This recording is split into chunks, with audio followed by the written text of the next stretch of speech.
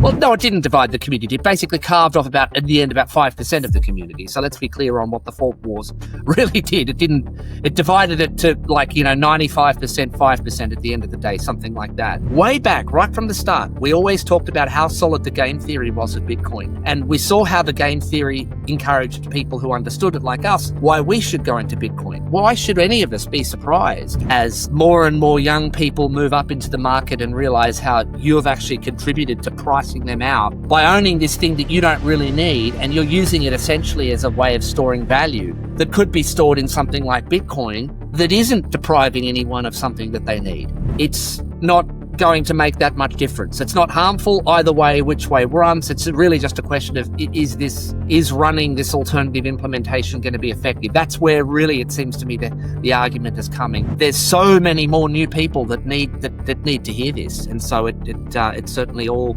even though we've been talking about it for years, it still all bears repeating.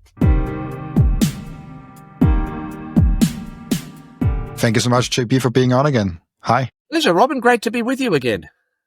Absolutely. It's been a I don't know how long, but it's been a while since you've last come on. And I think some of the interesting topics for me that came up since the last time was obviously the node war. I don't know if you've noticed, but people are fighting on which implementation to do. And other than that, it was kind of a calm summer, a lot of the same for Bitcoin. The other thing, treasury companies also are a lot more. So, what was happening for you in Bitcoin the last couple of months that was interesting for you? Well, the main thing I've been involved in Bitcoin the last few months, I've had the pleasure of speaking and being involved in now 3 more conferences, so 3 international conferences. I think it was back in July was Bitcoin Seoul, and I ran a couple of panels there, or was on a couple of panels there, and we discussed different Bitcoin communities in the world. So that was quite an interesting insight into what other communities are doing across the world, and certainly given me some ideas about perhaps things we could bring back to Sydney as well. But there is certainly some really proactive work being done in many Bitcoin communities around the world.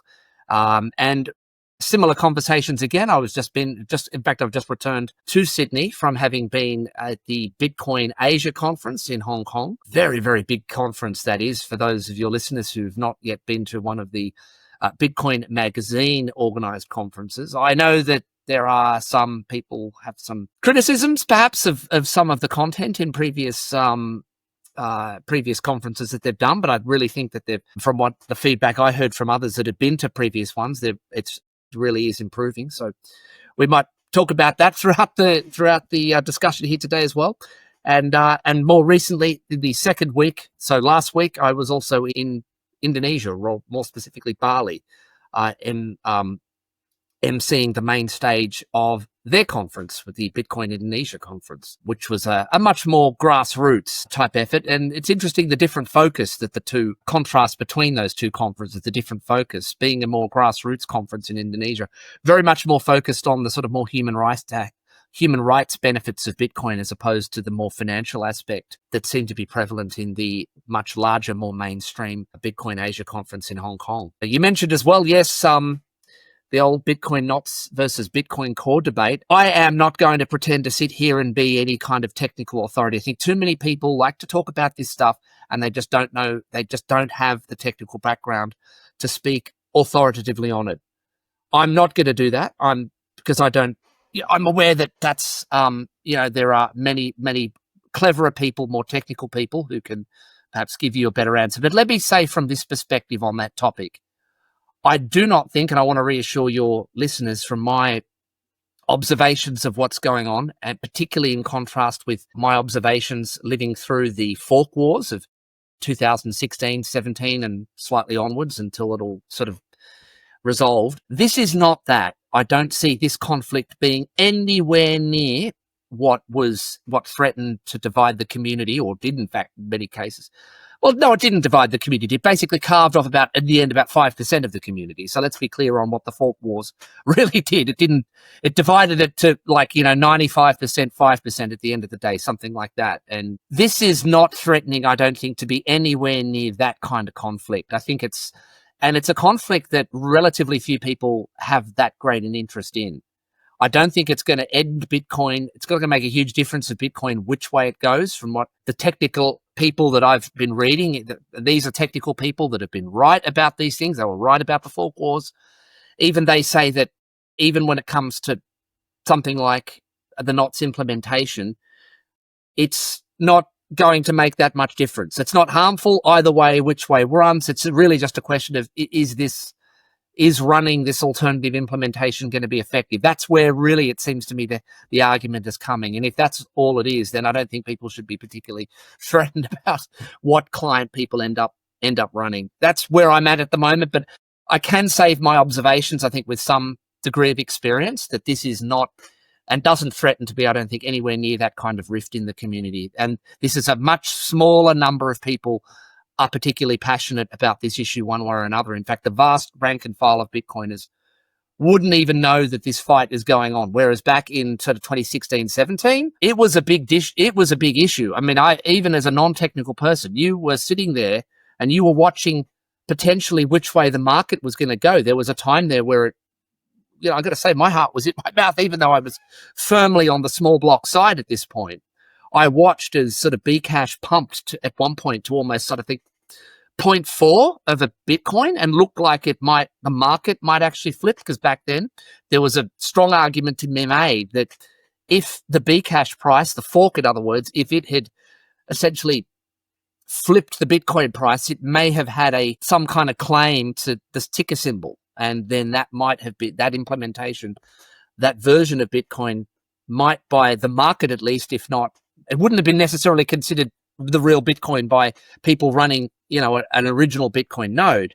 But the market may well have considered that Bitcoin, and that would have been at the very least a huge problem if you were sort of chosen the wrong side of that fork. So they were certainly much more exciting times. It was an issue that a lot more people care about. But this issue, I think there's nowhere near as much at stake, and I don't think it's of interest to a much narrower, smaller group of people who tend to be maybe even more ideological about Bitcoin than even most Bitcoiners are.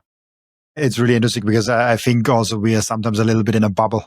Yeah. I had a community post where I asked, okay, like, what are you running on your Bitcoin full node? And people were like, oh, like this and that, and like all the emotional debates and all the emotional things that you probably have seen in the Bitcoin community talked about in that specific debate came up. But what also came up was, and I made that clear, as like, what is a Bitcoin node? I also put that as a thing in there. Most people clicked on that actually. So most people had no clue what actually a Bitcoin node is. And people actually wrote me like, what is a Bitcoin node? Is that a miner? So I think sometimes we're a little bit in a bubble where there is a subset of people on earth that have Bitcoin, which is very small. Then of those subset of people that have Bitcoin is a very small subset of people that actually understand it, on a good level, that can someone else explain the economic side of it, a little bit the technical side of it, and what self-custody is and running their own node, maybe what a miner is and how we can impact in that. And then of those people, there's also a small subset that might care about what NOTS versus core is.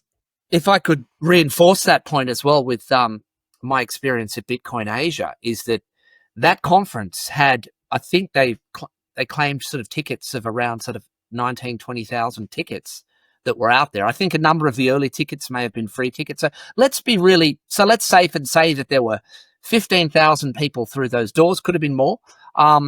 Then that is obviously a huge number of people. And I can tell you that the vast majority of those people we would consider to be relatively new people to Bitcoin, retail people, perhaps people that aren't really that familiar with the difference between Bitcoin and crypto. And arguments like core versus NOTS would be so far from their radar, yet there they are at a Bitcoin conference. That is, for like, the number of people that are even aware of this is like, is a tiny subset of even the people that were at one single Bitcoin conference in Asia. We're talking about maybe a few thousand people on Twitter are really talking about this intensely, whereas just that one conference brought through in the 5 figures of people. And, the sorts of things that we're talking about, like, seem kind of elementary to what we take for granted, what we know in Bitcoin. But then you talk about that stuff to people at a big conference like that, And it's genuinely new and interesting information to them. And even, by the way, even I hasten to add as well with the whole sort of crypto thing, because I know people have criticized that conference for having shitcoiners and things like that involved before. That is a lot less now. And the people that are there, they're crypto people, they're very receptive now in this cycle to the Bitcoin message and the Bitcoin only message. They're really coming around to the idea that ours as Bitcoin, so-called Bitcoin maximalists, was always the sensible moderate position.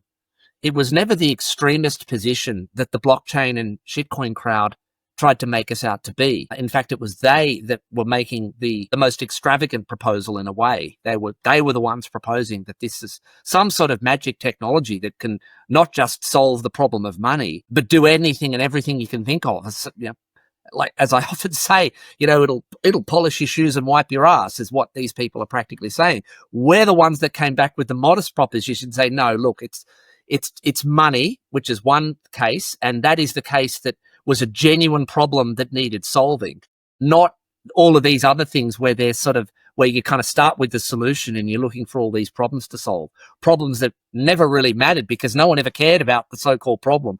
That was only ever a kind of piece of plausible deniability, was allowed creators to plausibly deny that all they really cared about was the value of the token attached to it and pumping and dumping that token.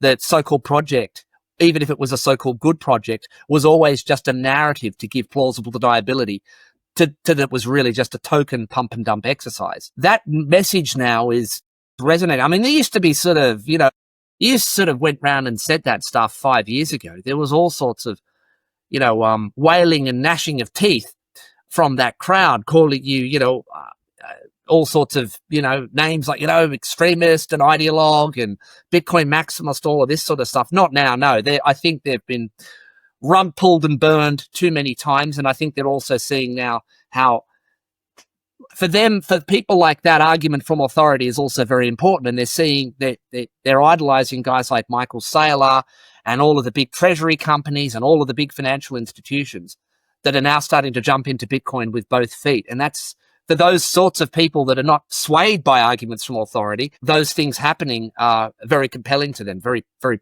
very powerful. And so, yeah, as Bitcoiners, I think we'll find that we'll have an easier time evangelizing Bitcoin to groups like that who are very receptive to it and just need that extra stuff that, again, we take for granted as knowledge in our community, in our bubble, as you put it. But there's so many more new people that need to hear this. And so it's certainly all, even though we've been talking about it for years, it still all bears repeating.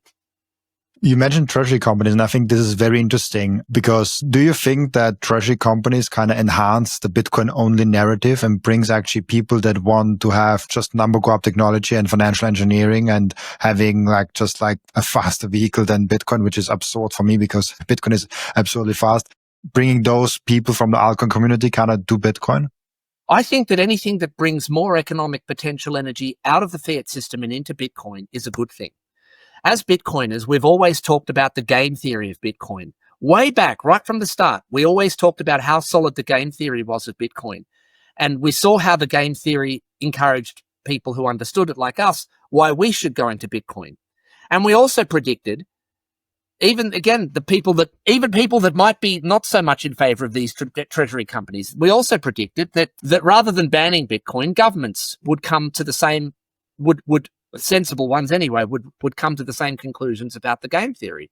So therefore, why should any of us be surprised come 2025 when it comes to companies and funds and the traditional financial system?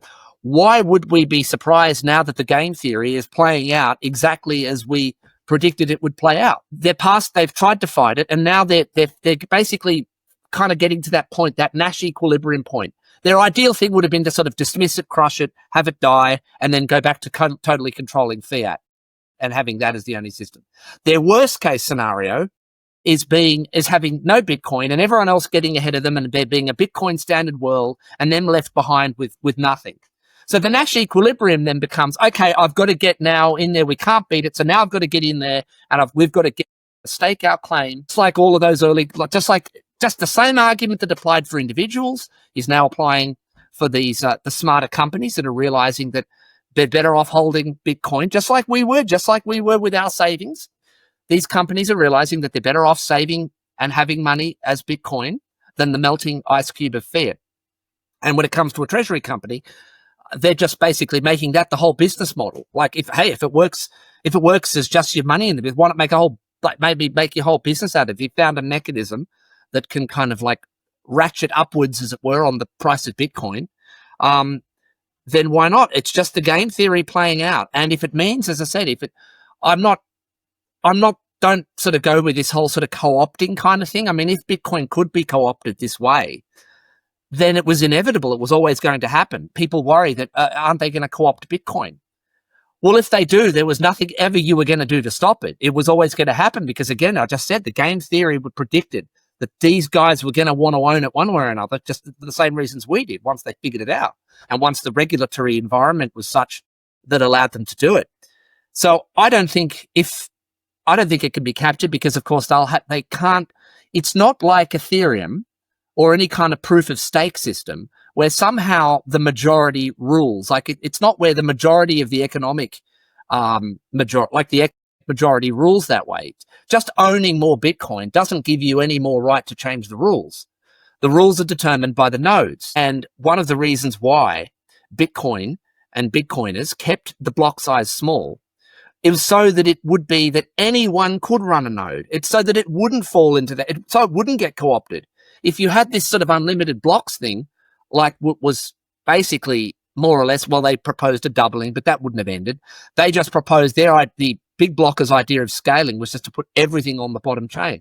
So in order to be anywhere near functional as the sort of transaction system that they wanted it to be, you would have had to have gigabyte-sized blocks, and then you would have needed a Google data center just to run a node.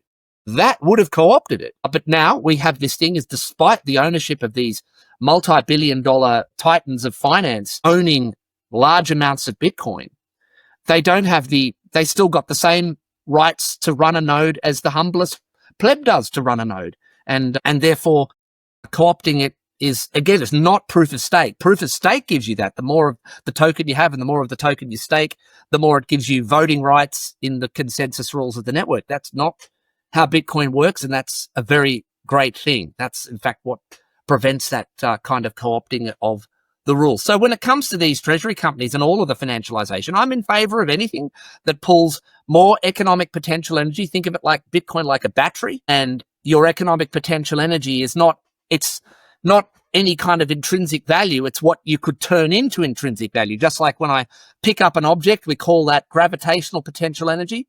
But as soon as I let it go, it becomes kinetic energy. Same with money. It's in Bitcoin, it's economic potential energy. And as soon as I spend it, it becomes real. It can then become kinetic at any time I choose to. And it's, by the way, that it's another little tangent. It puts on its head what wealth now is as well. It's another little thought bubble I've had recently, in that wealth was always something whereby the amount of sort of material possessions you were able to acquire. And a lot of people are storing wealth in things like housing and things that we need for other purposes, even gold. Like people who would be storing their money in gold in older times, well, they're now competing with the industrial uses of gold. It now means that those that need gold for its important industrial uses now have to pay more for it. So you being wealthy really, in those older systems, really does take away resources from people that just need it to live or need it for its originally intended purpose. But now having wealth, it no longer competes with practical use cases, because the whole idea of Bitcoin is that it has no intrinsic value. That's a feature, not a bug. Having no intrinsic value means that it's not you holding your wealth in that is not taking that resource away, or hoarding that resource, to use a more derogatory term for it, is not taking anything away from anybody who needs it for its intended purpose. Imagine, for example, that no longer investors needed to store all of their money in housing, like they do in Australia. It's like a national obsession here, real estate investing.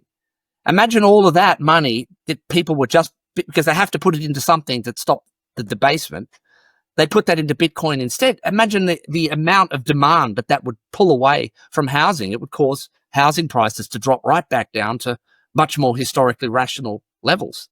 And we're already seeing that, like if you see where housing prices are developing in terms of Bitcoin, of course, Bitcoin is getting adopted in a very quick pace. And it's often people are, like, it's just the first 16 years. So like, it's unfair to compare it now with a stable housing price and housing market. But I've multiple times on the podcast pulled up the charts of like 2017. It was, I don't know, like 3,000 Bitcoin. Then it was somewhere 300 Bitcoin. And now I think we're down to like 4 Bitcoin. What the average house costs. And it's like, yeah, this will only continue. And I'm always saying, like, because in Austria, it's also very, very popular to buy a home for your long-term savings in retirement. Like that's like how all my uncles do it, how all my aunts do it. But I always say to them when they say like, oh, the housing market is so stable, I'm like, look back to 2008. And if you don't want to look back, just look back the last 5 to 10 years and denominate your house in Bitcoin. The housing prices are crashing down. That was actually, so I gave a few months ago, I was invited to give a talk on Bitcoin to a crypto club. It was a university crypto club just near where I live at the university. And in the past, they've had all sorts of blockchain charlatan types there, all sorts of shitcoiners and that sort of thing. And so I was very keen to accept this invitation because I felt that university students deserve more than just being essentially, shilled to by grifters every time. And so I thought, okay, I'll go there and my talk will be strictly on Bitcoin, and I would explain the difference between Bitcoin and crypto. A talk, might add, that they were very receptive to. But the most compelling slide, the one that I think that got most people sort of up out of their chairs to take a photo of the screen, was the chart that I showed the price of housing. The price of housing in Bitcoin, and that sort of and that very extreme downward trajectory of pricing. That, especially given the age of the crowd, we're talking sort of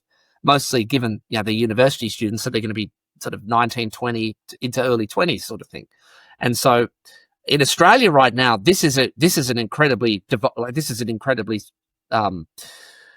relevant social issue right now. Housing crisis, as it's called, and we have in Australia the second highest housing prices when compared with what people earn in the world, second only to Hong Kong. And if you've been to Hong Kong, which I've just been, you can sort of see why that is, because of the very extreme desirability of living in a relatively, very central part of Asia, and how some of the places are, particularly up on the peak. The point I'm getting at here is that our real estate has gotten so expensive that basically huge numbers of young people now have all but given up on the idea of ever owning a home. In fact, the great Australian dream, this was only a couple of generations ago, was to own a quarter-acre block. That's quite a lot. That's a quarter of an acre. I think that's what's an acre for? Yeah, it's 1,000 square meters. 1,000 square meter block, so that's a quarter acre, and a freestanding home. And that was achievable with a single income, often a single income from a blue-collar worker. We're not talking, you didn't have to be Mr. Big working in the finance industry somewhere as a CEO or whatever. You could do that on a working man's salary, single working man's salary, stay-at-home wife, all of that. Now you can have a dual-income family earning much better than even the wages of a working-class man in the 1970s and 80s, and it's unaffordable. You can't even save the deposit at the rate at which the deposit's going up. Deposit size would need to go up because of the housing price growth. And we also have a government that is either incredibly stupid or incredibly malicious, because every measure that they do, they always say at the election that we're going to do something about housing affordability. But what they end up doing is the opposite. Every single move they had has done nothing other than pour more fuel on the fire, because it always stokes the demand side even more. So if you, for example, they do things like the latest move, I think, was to make it so that you only needed sort of a 5% deposit. Oh, great. So I'm still debt enslaved for just as long, but now I can, because now only you need a 5% deposit. Well, now because everyone's sort of more or less, all the first home buyers are in the same boat, and they're all competing against one another, then they can all bid more against each other at the auctions. And so the winners at the end of the day are the same boomers that are selling their property, and they get even higher prices. The other, even more ghastly proposition that was being put forward was the idea that, well, we'll allow people to dip into their superannuation. So for those of you who don't know what superannuation is, that's what in Australia we call, what you might know in other countries as 401k or retirement. So they're sort of a compulsory retirement savings that you have to have saved up, that you can't just pull out and spend whenever you want. It's only after a certain age and other conditions that you can withdraw that money. But the proposal was as well, we should allow first home buyers to access their superannuation. But again, all of those things just push the prices higher, because as soon as you give it to a bunch of people, they're all competing against one another. So not only have they taken control of young people's working lives, essentially debt enslaved them just for the simple fundamental right of a roof over their head, they've debt enslaved them for the next 30 or more years.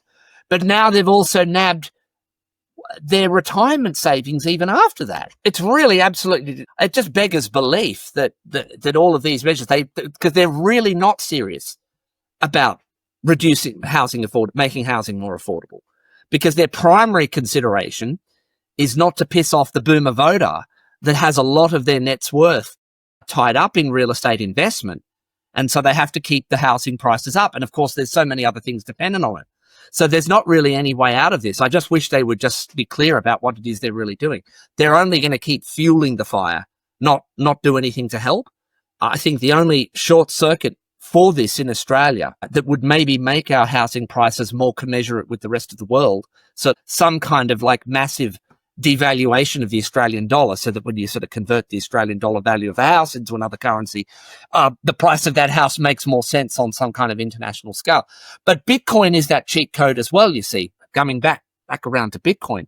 Those that saved up in Bitcoin were able to, in a way, overtake. So if they just saved over the years what they were going to put as a deposit in the house, saved that up in Bitcoin, then the growth in that was genuinely taking off a lot more than the growth in the size of the deposit that they would need to buy the house. So that has really been, for many people, something that would really get them ahead. And yeah, you clearly see on that Bitcoin house price chart how it just like halves, houses in that halve every couple of years. And I think it'll continue to do that for quite some years yet, until such time as things like the Australian dollar generally revert to their natural intrinsic value of zero. I wanted to make my girlfriend clear, like, why she's fully supportive of Bitcoin. She's saving all her money in Bitcoin. And she recently came with the question of, like, why is buying a home not a good idea for a Bitcoiner? Because I always say that. As a Bitcoiner, like right now, it's not a good idea financially to buy a home. Like if you want to emotionally, if you want to build a family and all those reasons, that's fine. But don't do it because of financial reasons. And I kind of made this calculations. I was like, okay, let's figure out an average home. Let's figure out an average rent home. Let's make them comparable, and let's figure all the math and the variables out. And I did that with her. Like it took me like, I think 1 or 2 hours to figure all the right variables and all the things out, because there are a lot of additional charges when you buy a home, like the lawyers and the property taxes and all of that. So like really listing everything. And if you compare rent to buying makes a lot more sense if you don't have an asset like Bitcoin or any other asset that you have, because at the end of the day, you are paying towards having an asset, and the asset gets worth more. But then I made the calculation, okay, what if the money that you don't spend early on a deposit, on a down payment, on the thing that you have to spend more in the buying the home, what if you just took that money and put it in Bitcoin?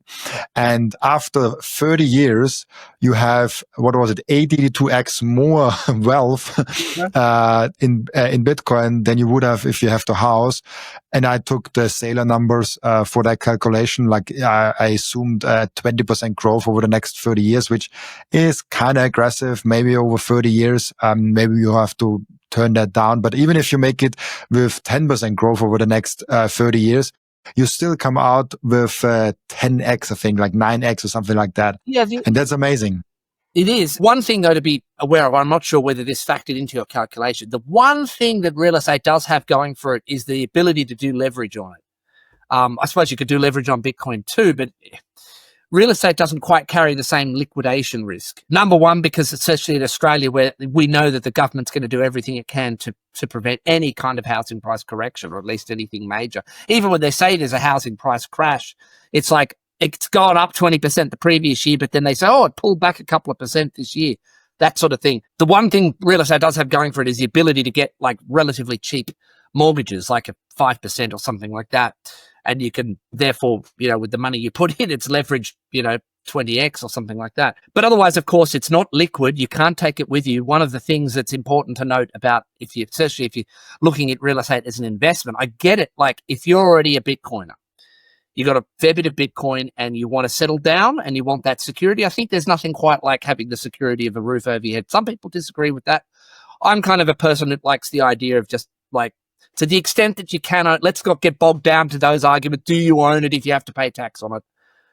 Owning, at least in the conventionally understood sense, it gives you a level of stability and security that you don't quite get if you're merely renting a property, particularly if you've got your hobbies and things like that you do and you don't want to have to move everything. So that's owning a house to live in and raise a family and all of that. And if you've already you've been a long-term Bitcoin, you can take some of your stack and do that with it.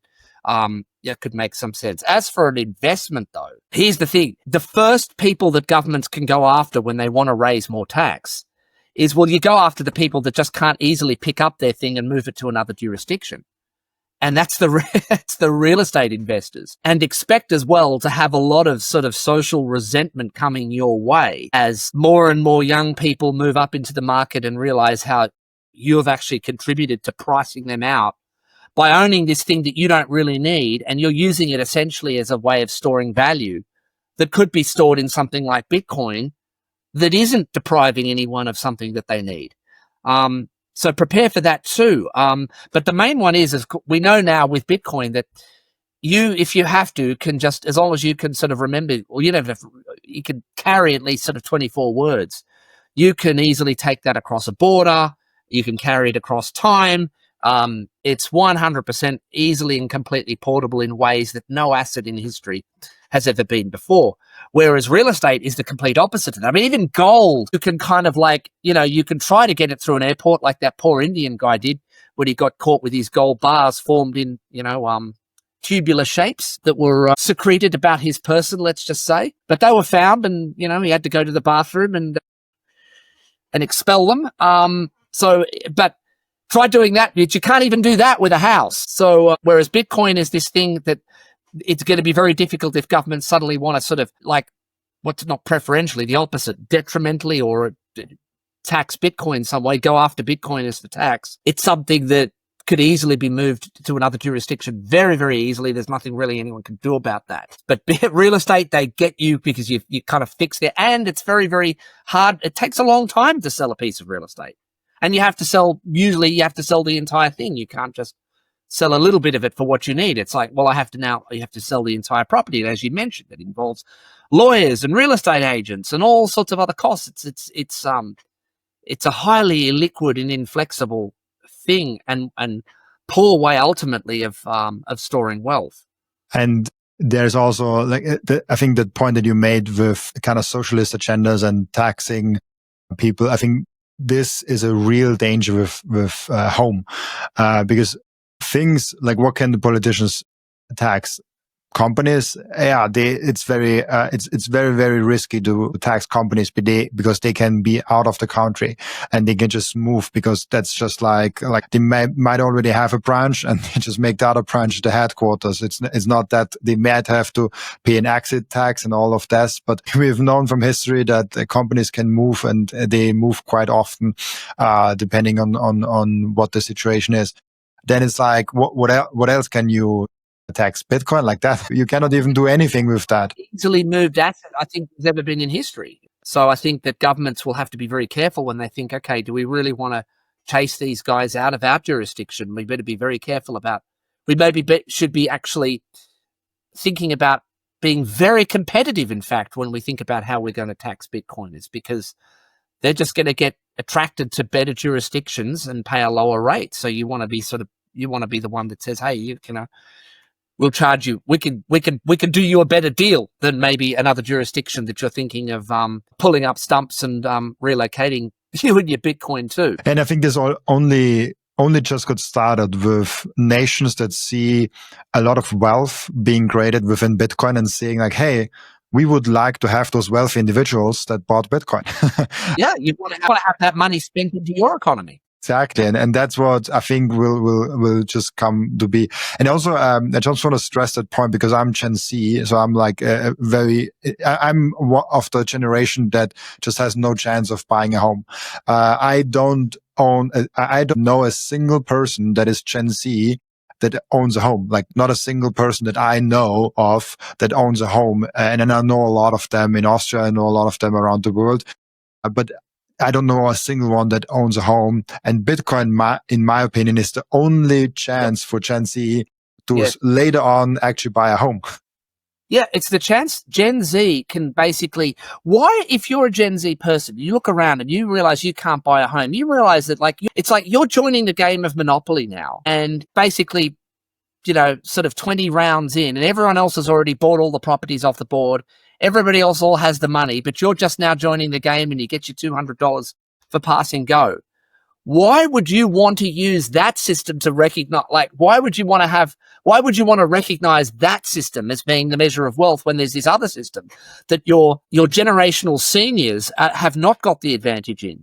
You would be wanting to get into this other system that they don't yet have, and then have your cohort rise that up because they don't own any of it or very little of it. Most Bitcoin, as I understand it, is owned by generally a much younger cohort of people that own the majority of the wealth in the fiat system. And so why would you want to give recognition to that system in which you have no stake when you can put your economic energy into the system in which you will have which you can have a much bigger stake in at this point than the alternative? And then you'll end up pricing the boomers out of that. That's the thing.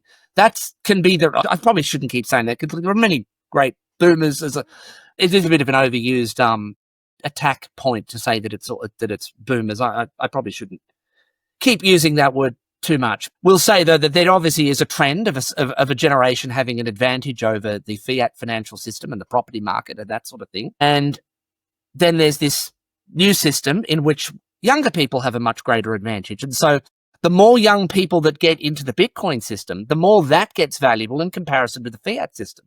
So the fiat system starts to be the thing that drains away. It starts to hyperinflate compared to Bitcoin. So all of those people that are kind of left in fiat, that have that fiat, find that their share of the world's wealth drops.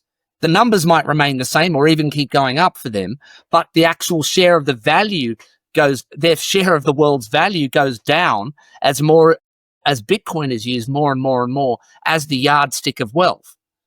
And so you want to be putting your economic energy into that thing that they don't have the present advantage in. And that's where anywhere from Generation X, even Generation X, Y, and Z can really take back their share and have a proper level playing field of the world's economic resources. And then there's generation, how they're called, beta, that I would like to rename in.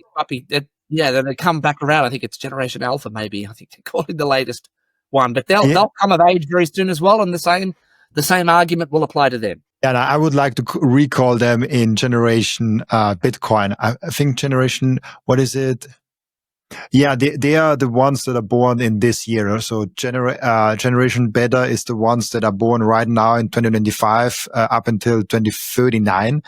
And this is really interesting because if you think about someone that is born right now, they will be, let's say, they will start interacting with money when they are around 20 years old. So they have now 20 years till they start with money. And you're like, how different will the world be when they kind of come in the career market and the finance market in 20 years?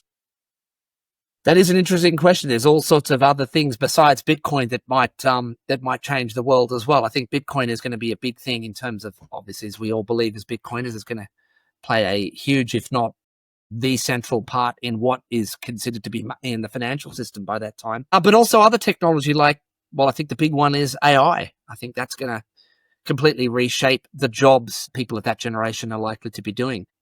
right now we're seeing with AI, the jobs that are actually going are the sort of anything that can be done in front of a computer. That will be the first to go. And I might say that a lot of those jobs were the jobs being done by people that, many of those jobs were also being done by people that perhaps sneered at factory workers losing their jobs to overseas factories, never thinking that the same thing could happen to them. Professionals, essentially, the sort of those sorts of people are now finding that AI is going to threaten them, and they're not going to be very happy about it. I think the people whose jobs are most secure, it's going to go back. People who actually have blue collar trades, people who work with their hands, because that's a much more difficult thing. You need a much more expensive physical robot to be able to replicate what a man, or in some cases a woman, can do with their two hands, such as the trades, construction, all of that sort of thing. Even that, of course, there'll be, probably robots, androids or whatever, with the sufficient dexterity to equal or even improve upon the best human tradesmen. I think we've got a fair way to go before that becomes viable. But for now, I think there's going to be in the next few years a big shift away from people that do work that's essentially in the digital realm, or just essentially in front of a computer typing, and AI could, and it's evolving very, very quickly as well. And the better it gets, the better it becomes at sort of improving itself as well. Many of you might have heard of the sort of the concept of the singularity. So who knows where we are on that path in another 16 years. I think some of this technology has moved incredibly quickly just in the last few years. And so where we might be in 5 years could be in totally, might not be a world we even recognize. I really couldn't say for sure. I think so too. And there's this interesting question of like, what will humans be doing if AI can do everything? Because AI can already do a lot of things. In my podcast business, a lot of things are assisted or already completely done by AI. And then I even at physical things, because you brought that up, is like, I've seen now robots that give out popcorn to people at the Tesla thing, that play football and soccer and all of that. They are in a very early stage, but those things develop quite quickly. So it's also just a matter of time till like building homes and doing physical engineering jobs. The harder it is, the longer it will take till a robot actually can do it. But I think it's just a question of time till they also can do it. It's like, okay, what can a robot really bad do? Right now, creativity, thinking outside of the box, like making up jokes. I don't know if you have ever tried it, but all the language models are horrible at jokes. Well, I mean, the fact that it can even kind of do it at all is kind of impressive. The old thing about like a dog walking on its hind legs. It's not done well, but one is surprised to see it being done at all. I don't think it's all bad news. I think you asked the question, like, what are humans going to do? Well, this isn't the first time as a species we've faced this kind of dilemma. The fact is that humans will have simply more time for other kinds of higher creative exercises or more, and will possibly enter even more post-scarcity kind of world. The same dilemma would have been placed upon people, for example, 100 years ago, maybe slightly more, before the Industrial Revolution. Probably, 70 or 80% of people, in terms of their work, was engaged in some kind of farming. And then machines came along, and farming was able to be done on a much more industrial scale, meaning that over the course of not a great length of time in human history, it got to the point where the percentage of people involved directly in farming is only, a couple of percent, something like that. I mean, it's tiny compared to what it was. And so if you'd asked that question back 100 years ago, you'd ask, well, if you take away all those farming jobs, what are all these people going to do? Well, we've seen the answer to that. They did new things that we never even thought we could do before because we had time to pursue them. And it also meant that on average, people could work fewer hours a day and yet enjoy many, many orders of magnitude higher standard of living. I mean, even a relatively poor person by modern standards lives better than the wealthiest merchant or king or whatever a few hundred years ago. I mean, virtually anyone has the ability just to sort of hop on a mechanical bird that takes them to any point on the globe for the price of a week or so's work, something like that. I mean, like, this is just one example of how we're already, in a way, very much in a post-scarcity world, brought on by huge innovations in technology that at the time looked like they would have threatened to render redundant massive percentages of the working population. So not really much reason to believe that AI should be any different a thing to that. I actually looked it up once, and I also looked it up again right now just to make sure, because it's so funny, I always with AI, I bring that example of farming also up, because it was over 80% of people once actually worked in a farm or like in farming. Now, the people that directly work in a farm, and this is US data, it's probably true in the whole of the Western civilization, maybe a little bit different in China and India and Asia. But like in the Western civilization, I think it's true everywhere, 0.6%. Okay, so it's even lower than what? Yeah, I said more to that. Yeah. Wow, what are all those 70% of people going to do? They're going to be a bunch of useless eaters or something now that we'll have to put in camp. And I come from a corporate job. I've not done the corporate job since like 2 years now, but before, and I saw so many people working there that just basically did an Excel sheet. The whole job was basically just filling out Excel sheets. And I was like, they will be gone so quickly. Like I make Excel sheets already now with ChatGPT, and it's so fast and it's so good. And it's fascinating how great it is. And all those people that are Excel magicians, like they will all be gone. And, perhaps there's something much more fulfilling and productive that they'll find to do in place of that. I mean, it's yes, very 100%.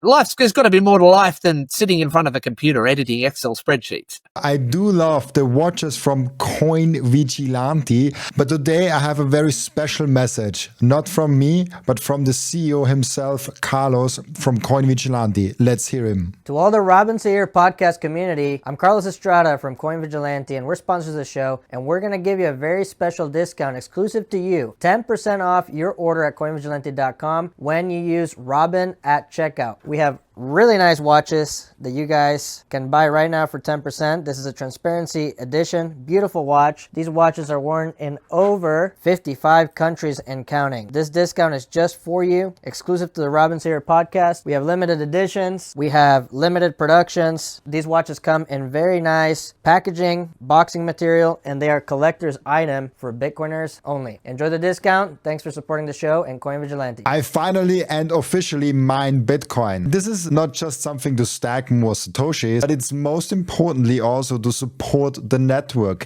Individual miners are the ones that keep the Bitcoin network decentralized. And by the way, you get KYC-free Bitcoin. That's why I use Simple Mining. I get an actual proper Bitcoin miner. They set it up for me. They repair it if it breaks down. And most importantly, they let me choose the pool and even connect my own full node. I'm completely sovereign and I'm completely in control, and I can sign up with Ocean, no account needed. I just give them a Bitcoin address and then there's mining going on. No KYC, nothing. So if you're ready to mine Bitcoin, go to simplemining.io, tell them you come from Robin, and let's mine Bitcoin together. I want to tell you about something very special to me. It's called Microseed. If you hold your Bitcoin in self-custody, and you should, you know how critical it is to secure your seed phrase. You should not have them on paper. You should not have them on anything else than titanium. With Microseed, you can engrave your 12 or 24 word seed phrase, the entire seed phrase, onto a 1-inch small washer. Yes, just one washer. All 24 words on that one washer. You can hide that thing everywhere. And even better, you don't need to buy a new kit every time you have to get a new wallet. You can make unlimited backups because Microseed is not selling the washer. Microseed is selling the device that stamps the washer. So you get the full kit with the device, with the washers, with the hammer, with everything you need to get started today. And you can make with that unlimited amount of backups. Go now to microseed.io. Again, that's microseed.io to get your last backup tool you ever need. The most important thing for your Bitcoin journey is not buying Bitcoin, but it's how to keep them. And yes, you have maybe the right tools, but how do you actually go ahead and stick it all together so it's the most secure for you personally? Self-custody is a deeply personalized journey, and the Bitcoin way is helping you exactly finding that correct setup for you personally. They are also helping you with securing your own cybersecurity. And if you want to go one step above all that, you can even get a consultation for a Plan B residency. Go to thebitcoinway.com/Robin and you will get a 30-minute free consultation. I 100% agree. And I think that's where it all gets into, because people are so concerned about like, will AI take my job? And I'm like, yeah, of course, like 100%. But the world will be a better place and you will be in a better place. And the same with Bitcoin, the same with AI, the same with everything. The sooner you realize that this thing will replace you, embrace it and be the guy. Like AI will not directly take a job, but a person with AI will take 50 jobs, will take 100 jobs. And this one guy with AI tools will do the same thing as previously done by like 100 people. The same way as when a tractor came around, that the same thing that previously was done by 10 people doing on the field the work, with one tractor, one guy can do the same thing 2x faster. And it might mean that that guy would only have to, instead of having to work a sort of traditional 40-hour week, maybe now it's enough for humans to work, you know, a much smaller amount of time on average to have the same amount of the same living wage, or even one that's even greater. Just like, you know, people I'm sure used to work on average much greater hours than what they work in this day and age. Although I must say, if we bring it back to fiat versus Bitcoin again, I think that if it wasn't for fiat, we would be already working far fewer hours. It's actually fiat that's and the whole sort of house price thing that we talked about earlier that's causing people to have to work as many hours as they do. The vast number of hours people are now working in Australia. I think it's, you know, if there's 5 days in a week, I think sort of up to 2 of those days is just working for the government. And then the other sort of 3.5 of those days is paying your mortgage. And then the sort of half day that's left is basically for everything else. So, yeah, and of course, again, the fact that we have such incredibly high house prices all goes back to fiat, and the fact that it's money that doesn't work for one of the purposes of money, which would be to store your economic potential energy into the future. If the money reliably did that, it wouldn't be necessary for people after work to have to sort of go to the metaphorical casino and gamble it on all sorts of other investments in order just to maintain what it is they've already worked for. So I think Bitcoin very much solves for that. And it also means that when we've got innovations, be it AI or whatever else comes along, that instead of none of that benefit making it through to everybody, like really very little of that benefit makes it through. Prices should be coming down. As technology gets better, then prices should be coming down. But of course it doesn't. It gets the benefits of the new technology are being robbed away from us by inflation, and prices continue to come up. So Bitcoin will now mean, on a Bitcoin standard, that as the technology gets better, everything also gets cheaper, and therefore it might further liberate humans from the needs to do paid work to the number of hours that they're presently doing. So this can all, with the right combination of factors, of Bitcoin being a big part of all of that, the dividends of these things, rather than sort of putting a whole lot of people out of work, it can actually flow back to everybody, to all of humanity, in ways that technological improvements weren't doing under a fiat system. I 100% agree. And I think the Bitcoin plus AI is the two things that you really have to pay attention. Like right now, I said it multiple times on the podcast. If I wouldn't do a Bitcoin podcast, I probably would have an AI podcast right now, just because it's a very important topic to pay attention and to use and to play around with and see what's possible. Just as a research, it's fascinating for me. 3 years ago, I didn't even heard about ChatGPT. I did not use it. I did not use any AI. Now I seriously couldn't do what I do with the podcast without AI. Like I would have to either increase my spending for the freelancers, or would decrease the numbers of episodes I do, just because I'm so dependent on AI. And that's just 3 years. And that's just like one small use case where I'm like, shit, like I'm super dependent on it now. It's like So that went quick. What specifically parts of the because I'm not I've never run a podcast of my own, but what specific parts of the podcast are you able to farm out to AI? At this point, there's no specific part that can be done by AI completely on its own. But for example, it starts even by preparing the guest. Before I had AI use cases, like very early on the guest, I actually had to research myself and listen to the podcast guests and what they have done. Oh, so you mean I wasn't talking to you when we arranged this? I was talking to your bot, was I? No, like what I do is I ask the robot, what is the 10 topics that the guest is usually talking about? And so it kind of shrank my time from researching from like 30, 40 minutes down to like now 5 to 10 minutes. Okay. I start researching the guest around 15 minutes before I start recording with the guest, because I asked AI, what is he about? And if he doesn't know the person, I usually have 1 or 2 other interviews that he already has done. I copied from YouTube the transcript, give it to AI, and he's like, oh yeah, those are the 5 things he talked about there. This is maybe where you can start a conversation. And I guess it's scanning like the Twitter feed. And so you probably said, here's his Twitter feed, here's these other podcasts, and it just gathered all of that. Okay. Exactly. And with that, I have within like basically 2 minutes an overview of what the guest is all about. And then I just go in a conversation because I have a general idea where I could take the conversation. And then you can be fancy with it and say like, oh, like what are the questions that he has never been asked? What are the questions that we should ask him? What are the questions that he usually asks? Like you can be crazy with that, but I keep it very simple and just like give me a general idea of the guest, which really is already way better. Then we are using it. We are putting in front of the episode, we're putting a trailer, a highlight show, if you so will, which is like 3 to 8 clips from the podcast in front of the episode, so people know what kind of content they are expecting. At least they have heard some snippets from the podcast that will be on the long form. This is searched by AI. Like AI tries to figure out, okay, what are the 3 to 8 main things that really happened and what are the sound bites that really highlight that? And usually what we are doing is searching for 40 from AI and then selecting the best 3-5 of them. So there's still a human thing involved in that. Dramatically, like my editors don't have to listen to the whole show. They can just ask AI now and put transcripts in there.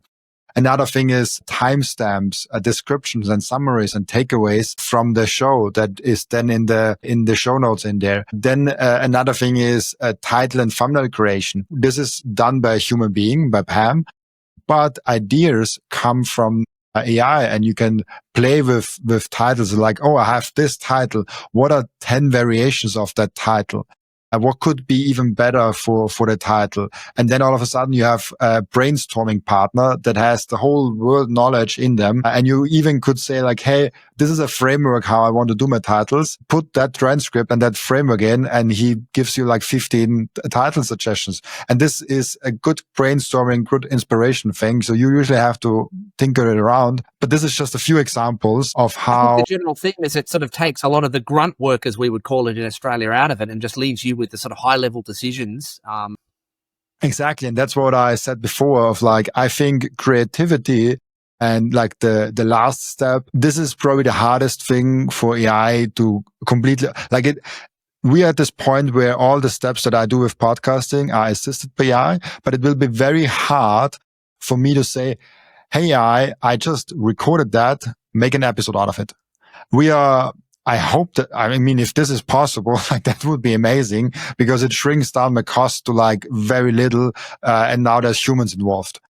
And you wonder at some point, where's the end of this? You could just have, eventually the guests themselves could be an AI, and so could the podcast will just be a bunch of AIs interviewing one another. Is that the end game? Exactly. It is not impossible. And I have tinkered around with that. I was tinkering around with, can I make a podcast with an avatar that either looks like me or doesn't look like me? And is that a good one? I've came to the conclusion it's not quite there yet, but how amazing would that be if AI makes podcasts that people like to see? thing is, I'm not sure that people do like to see it. I know from my own experience that, and it, like, as good as it can be, it's impressive as it is. You know, when you click on a YouTube video and you can tell that it's very clear and it's very nice and all of that, but you can tell it's an AI voice. And it doesn't quite have the same, for me, appeal of watching like someone who I know is a real creator and a new human being injecting their own personality behind it. It's just something about knowing that there's a sort of like there's another conscious entity there, sort of, you're sort of talking back at you, rather than essentially something that is an automaton. It's automata. It's not. Yeah, it just seems to hit differently when watching. And I think a lot of people feel the idea of a certain attraction to wanting to watch what they know as a sort of real human being. Probably it probably actually gets amplified because like the more AI content gets into the feeds of YouTube, TikTok, Instagram, and Twitter, the more scarce real humans making real content will be. And I think the content of real humans will be actually amplified and get probably a more valuable stance, actually. Because it's going to be hard for a sort of, and I'm not saying it's impossible, because eventually at some point, maybe it would become indistinguishable, but there's a certain, you know, the unique personalities that human beings have and can bring in that AI tends to lack. Of course, yeah, I guess there's no logical reason why that couldn't be replicated too, but then we're getting sort of deeply philosophical about the fact that, gee, then what, you know, how do we know what is a sentient being and what isn't? I assume you're sentient, and I assume, and you assume I'm sentient, because you sort of think, well, we have similar origins and we're similarly constructed and all of that. And we infer the fact that you're another sentient entity and I am. But at what point might it get to where you could have an AI that might claim to be sentient because it's reached a certain level of sophistication? How will you ever know? And will it, and in fact, if these are questions that I think have been dealt with science fiction for a long time, and will probably start to perhaps be real questions we face as humanities in the not too distant future, the way things are going. But right now, I'm convinced that they're really just very, very sophisticated language models that are essentially, you know, simulating what a human being, or what a human being can do. But again, the same argument could be made of a human being. Solipsism is the philosophical doctrine that the only sort of real thing in the universe is you, like because yours is the only consciousness that you're aware of, and that everybody else, potentially, you've got no real way of being sure that not every other human being is essentially an automaton just simulating what another conscious entity would be like. It's just an incredibly accurate, convincing simulation. And when it comes to AI, there's not going to be any clear defining line between what counts as this super convincing simulation and what's clearly an AI. It's just going to keep getting better and better and better and better with no clearly defining line. And so, it really kind of does open up a kind of philosophical can of worms that way. But again, I must confess on this podcast that I'm certainly no authority on AI. I think you probably get, these are just my personal takes. I think there'll be other guests that you'd have that have a lot more expertise on where that is and where that's going. Yeah, and I think one guest already brought it up, and he's like, "I've never seen Robin in a event. Like, he could be." I'm like, "Yeah, like maybe, I think you were, weren't you? In fact, bringing it back around to conferences, we could talk about that too if there's time. But weren't you doing a sort of live? You were doing some live podcasting at one of the. I think it might have been one of the big Bitcoin magazine conferences. Was it Bitcoin? I've done multiple podcasts. Like, I've been in Vegas where I spoke live with Gary Cardone. 2 years ago, I had Sailor on my podcast live in Prague. So I've been a lot to conferences. A lot of people actually saw me in real life and like saw that I'm a human being.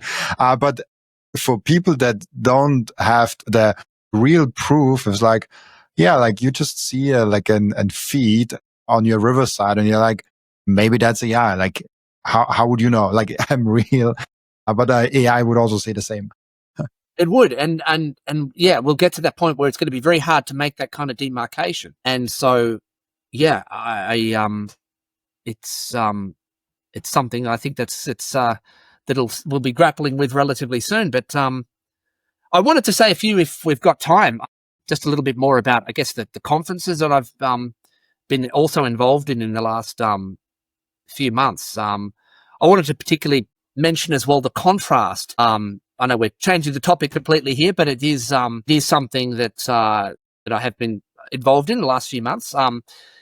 Those that haven't been to one of the bigger Bitcoin magazine conferences before, it's the first one I went to was just in Hong Kong, and after having been to a number of smaller international conferences that are much more grassroots. But what certainly struck me about Hong Kong was the sheer size, or rather Bitcoin Asia, I should call it, was the sheer size of the platform. It was really quite staggering. And I do feel, for better or worse, that this platform is moving the needle on Bitcoin. Yes, I know that there are some sort of crypto elements still involved there, but I think what it is, it's incumbent upon us as Bitcoiners to say, okay, we shouldn't ever allow ourselves to leave the field clear for crypto people to come and get their narrative in there. If any of us have the opportunity to talk exclusively about Bitcoin and defeat the crypto narrative, we should always take it. And I think that's particularly so when it comes to a platform like what the Bitcoin magazine conferences are really doing. I mean,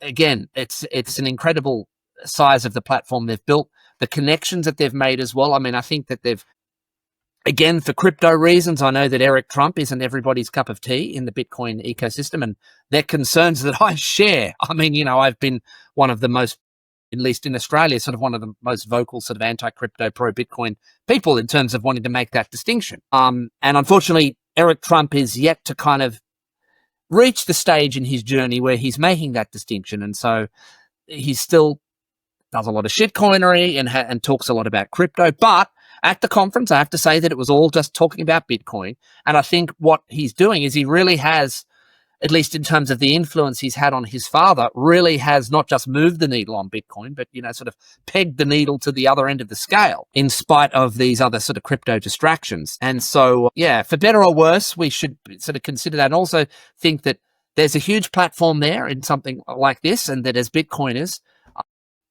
we can all, potentially use it, hopefully, and exert whatever influence we can to, rather than sort of just say, oh, I don't going to have anything to do with that because this one shitcoin guy that I don't like was invited.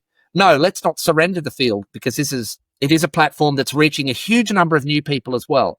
The contrast I wanted to note as well, there's a couple of contrasts between that kind of conference and the more grassroots conference like Bitcoin Seoul, Bitcoin Indonesia, and Bitcoin Alive that is on here in Australia, is the sheer number of new people that are at those Bitcoin magazine conferences. Virtually, like, the panels that I did were very much, you would think, were sort of elementary things to a standard Bitcoin audience.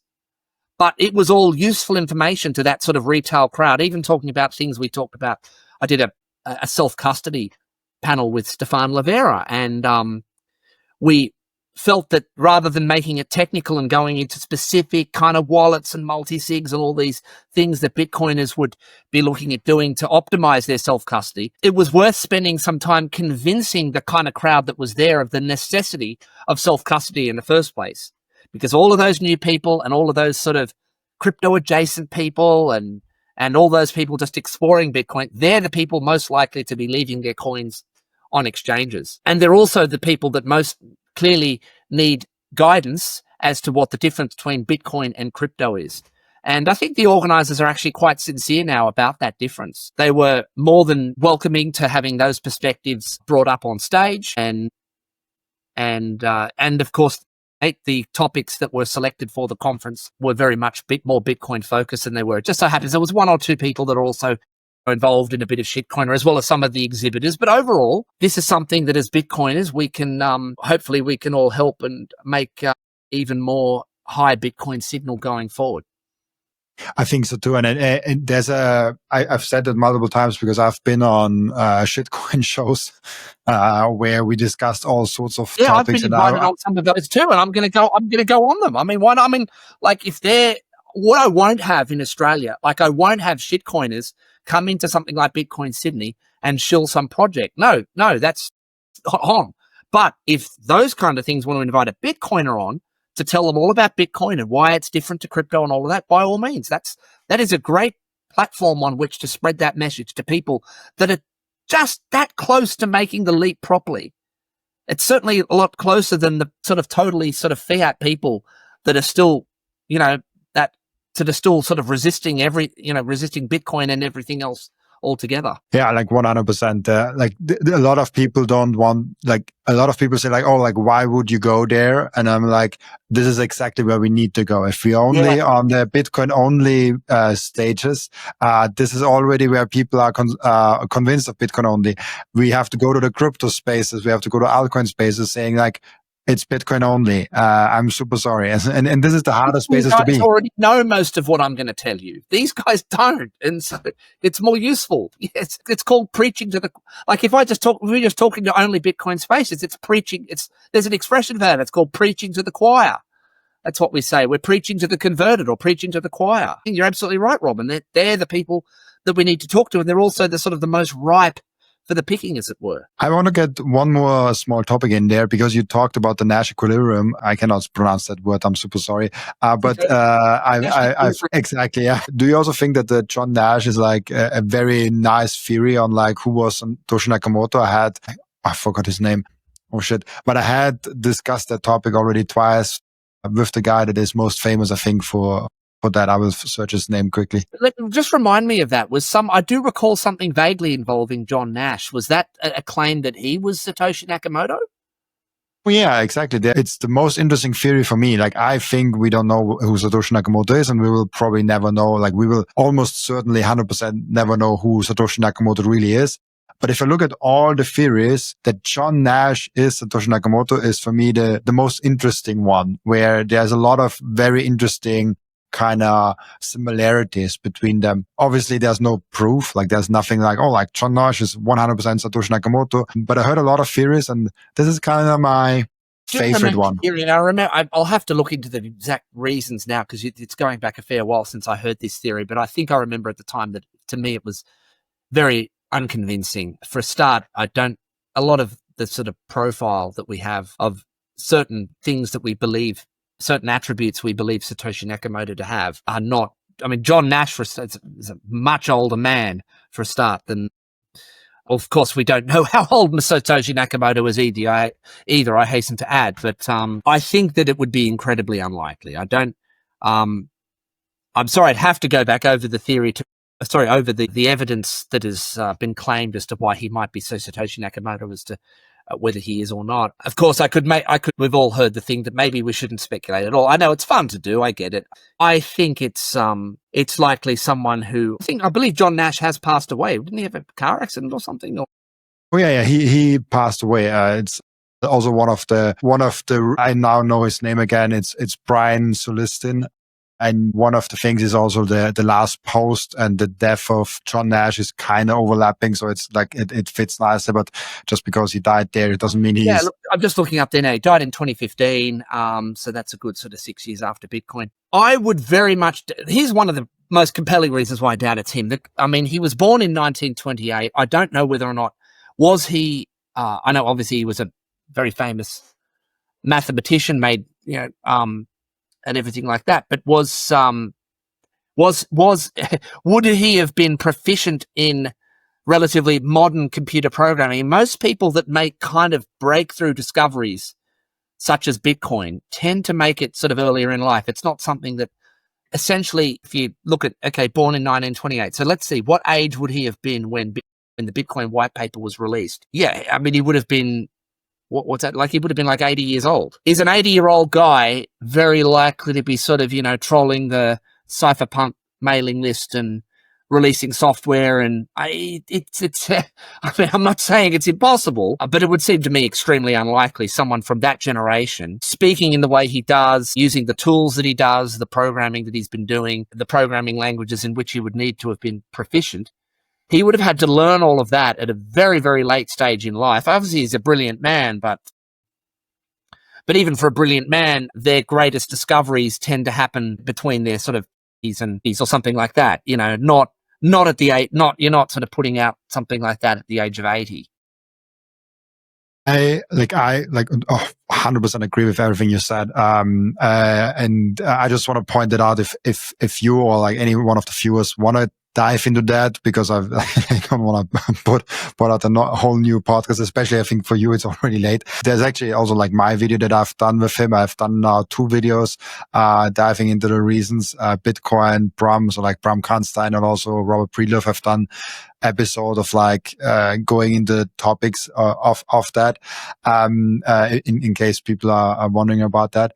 But the programming language is an interesting one because a lot of computer programmers and experts are actually kind of saying that how Bitcoin was written is not really nice. Like there's a lot of small mistakes, but like it was a lot of computer experts says that he wasn't a professional coder, but it is all speculation. And I agree with you that's highly unlikely. The same I agree with all theories that they are highly unlikely. I just find that theory for some reason very compelling and very interesting. But all theories, in my opinion, are extremely highly unlikely for a number of reasons. And this is, I think, the main reason that we never know who Satoshi Nakamoto really is, because all the theories I heard are not good. I think that's also a strength of Bitcoin. I think a lot of people have made this point already. Satoshi's greatest gift was disappearing when he did, because it then just removes all of those possible arguments from authority, ad hominem attacks, that sort of thing that can be leveled against Bitcoin. It also removes the risk of a sort of messiah figure emerging and having an undue influence on the direction of the network. It's a real centralization point that we are lucky not to have. Just look at the problems that creators of other tokens have caused in their respective networks with their public statements and so forth. It's a really good thing that we don't have to deal with that in Bitcoin. Now we get the odd jibe from. In fact, we had one of it. We've got a former politician in Australia he has his followers, and I agree with many of his conclusions on certain social issues, but he sometimes makes the most dumb, ridiculous arguments in order to get there. Like his arguments for the thing are such that they're so bad that they end up being a sort of like an argument against it, because it provides a sort of a way in which our opponents can point and ridicule and say that's such a stupid justification for that point that couldn't possibly be true. This guy has been a Bitcoin critic, and he popped up with another retarded logic the other day saying that until we know who the creator is, we don't know what its intentions are and whether we can trust it. And of course, they have this standard retort to that is, who invented the wheel? And because until we find out who invented the wheel, we don't know what the true intention of wheels are. I mean, you know that wheels were used on the boxcars that took prisoners to Auschwitz. So, perhaps we should rethink our trust in wheels. I mean, this is the level of logic you're dealing with here. And so, once you get past that, the fact is Bitcoin is an open source system that it doesn't matter who invented it any more than it matters who invented the wheel. What matters is what it does and how it works, and being able to see that for yourself. And so we can do that, and we don't also have to worry about a potential creator causing problems in the markets with public statements or having any kind of undue centralized influence over the direction of the network. So I really do hope that he's not found, because I think it's going to cause, as much as it would solve an intellectual mystery, I think it would create more problems than it would solve. I mean, imagine that the creator had been a guy like Craig Wright. Remember, that guy popped up and has been nothing but an absolute albatross around the neck of the fork that he ended up, forging. Yeah, I mean, an absolute ass clown of an embarrassment. Like a more cringeworthy and embarrassing proponent you couldn't possibly have. And yet, again, he was quick. Anyone who knew the first thing could very quickly see that there's no way that guy was Satoshi Nakamoto, and he's a complete fraud and has now been declared as such. In fact, ironically, there's only one person in the whole world that has been conclusively declared by a court of law as not being Satoshi Nakamoto. I mean, theoretically, it could be anyone except this guy, who's the only guy in the world who's had like a court ruling against him specifically saying that he is not Satoshi Nakamoto, and was forced to actually make public statements to that effect to counter the lies that he was not only telling for many years in the Bitcoin community, but also many lies in court when he went during his attempts to sue many good and productive Bitcoin people, core developers, Peter McCormack and others, for calling out his lies and perjury. But imagine that guy. I can imagine you had to deal with that guy as the head of, like he really was the creator, and you had to deal with that guy going around, making a fool of himself, and by extension, the thing it was that he created. It would cause, so many issues.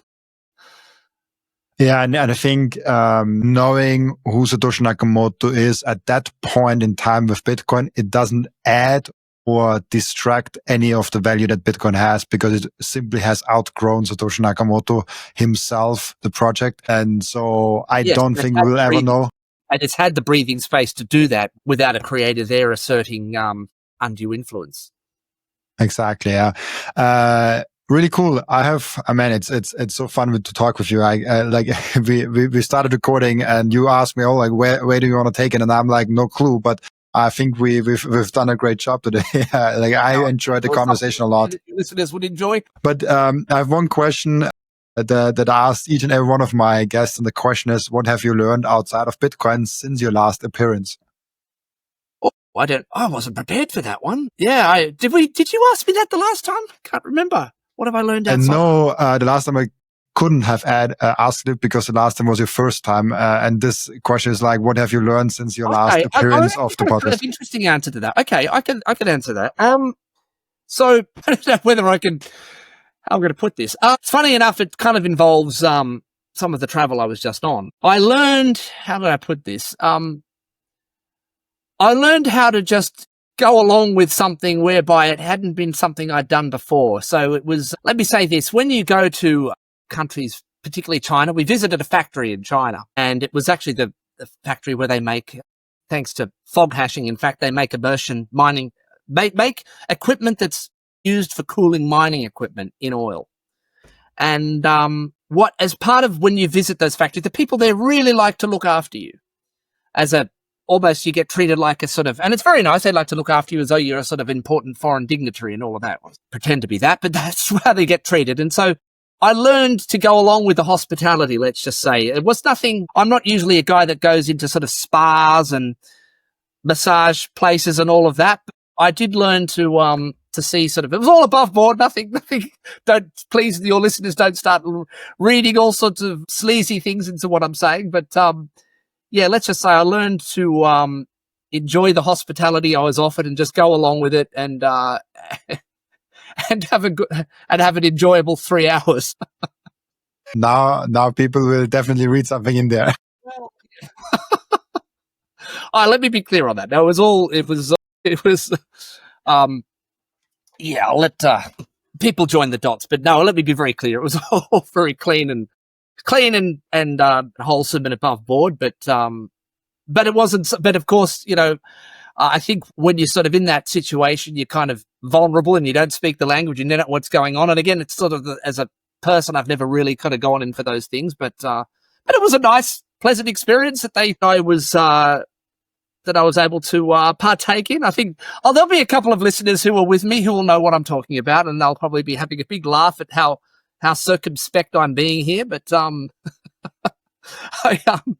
but let's just say that was for me a kind of relatively new experience from someone who's tended to sort of eschew those kind of indulgences. Of that, and we have something in Austria that I recently learned is very rare in the world, that not a lot of people actually do.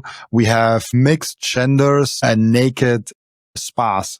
So where like everyone is kind of naked and it's super normal. And I grew up with that, and for me it's like it was the most normal thing on the world. But my Indian girlfriend said like, wait, you're naked? Like with strangers? Like, why the heck are you naked? Asked yesterday Daniel, an American friend, Daniel White, also co-founder of Microseed, asked him, is that common in America? And he's like, yeah, but usually only with gay clubs.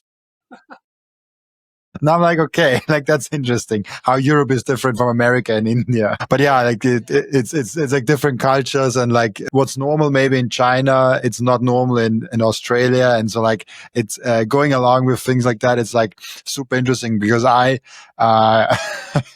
don't know if she wants me to tell about that, but I got my Indian girlfriend from going from not being comfortable on the beach with a bikini to being comfortable being naked in a spa in front of strangers. So like this kind of things or cultures can adopt. You're always more vulnerable with your trousers off, especially in a foreign country where you don't speak the language. So, I can attest to that. It was a lot of fun with you, JP. We have an end routine, as you know. Again, it was a lot of fun, and we have an end routine, as you might know from the last time, where the previous guest is asking a question for the next guest without knowing who the next guest is. And the previous guest asked you the question: is Bitcoin being used as a medium of exchange and necessity for Bitcoin as a store of value? Well, that's a great question. Okay, I've said a few times that no, I don't think it is, not now, but a necessary consequence of Bitcoin's success in the market as a store of value will make such use cases inevitable. So it won't be a matter in the future of merely having merchants accepting Bitcoin. That's where we're at the moment. I think that there's that sort of move to, well, we want merchants to accept Bitcoin. I'm actually even more ambitious than that. I envisage a time where Bitcoin, where fiat will trend to zero against Bitcoin, and that we'll be at the point then when an inevitable consequence of that is that merchants will demand Bitcoin, not just accept it, demand it, because it will be the only money that has any real value, let alone lasting value. So no, the whole narrative that if it's just used as a store of value, then it's failed. Well, it's kind of like saying, well, if it's just used as a store of value, then Bitcoin will have no value. It's a little bit paradoxical, isn't it, to say that? So no, I think, as I've said many times before, I think a natural consequence of Bitcoin's success in the market will be that kind of merchant adoption by their own demand, in fact, rather than us necessarily having to keep trying to encourage merchants to adopt it. I think that's very much true. I mean, we have seen it with gold. Gold has also still value, even though it's not really used as a medium of exchange, at least. Like I haven't seen someone pay with gold in a long time. And I've seen already people pay with Bitcoin, and I already pay in Bitcoin and get paid in Bitcoin. I think at this point, every single week, and not only every single month. So that's a great point. About Bitcoin is it actually combines both the best attributes of gold and the best attributes of fiat. Fiat does have useful attributes, and that's its electronic nature, which gold doesn't have. It's physically cumbersome, and so Bitcoin, for the first time ever, actually combines both attributes: the scarcity and the ability to send down a wire. Because as gold is how we ended up with fiat in the first place. We had to have something that sat on top of it that could just, and there was no way of preventing anyone from debasing what sat on top in order to send the money down a wire in a modern late 20th and 21st century economy. That won't happen with Bitcoin because it's got all of the attributes it needs built into the one system.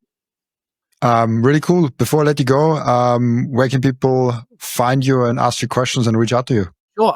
So you've got my X handle is JP_technology. You'll find me there. I am also on Telegram, JP Technology without the underscore. And if in person, Bitcoin Sydney. So we have our Bitcoin Sydney meetup. The main big meetup that I host is on every month, on the second Wednesday of every month. But please keep an eye up on our meetup page for the specifics of the event. Sometimes there are changes, and you can find that on www.bitcoinsydney.org. We'll link to our meetup page. We also have, if you are in Sydney, we've not just got that big meetup where everyone comes in, but we've got a number of social meetups that meet around the city. So Northern Beaches, Western Suburbs and Southern Sydney, but then which the idea is that people that meet there then feed into and meet all together as one at the big meetup once a month. So we have those smaller social meetups, the locals, on in the other fortnight of the month. And also keep your eye out for the 4 national Bitcoin Bush Bash events that we run as well. I'll be hosting the upcoming one in my home state, New South Wales, which will be in Parkes in the last weekend of November, whatever date that works out to be. It'll be the Friday, the Saturday and the Sunday. So on the second half of the Friday, there'll be a BitDev session, then 2 days of talks given by Bitcoiners for Bitcoiners, including some prominent names in the space. So that agenda is normally put out relatively close to the event. But let me say up front here that is a free event.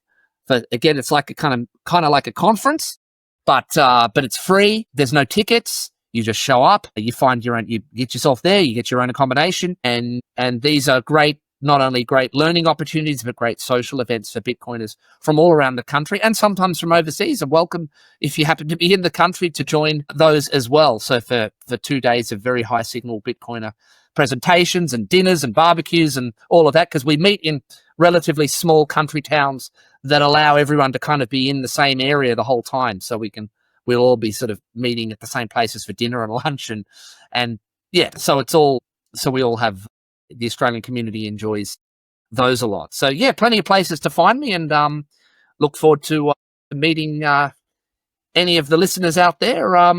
Should you pop by anytime? Awesome. Say hello to JP when you do it. Thank you so much, JP, for being on, and also thank you so much for everyone that is watching and listening for joining us today. As always, I'll be back tomorrow with another episode. Bye-bye.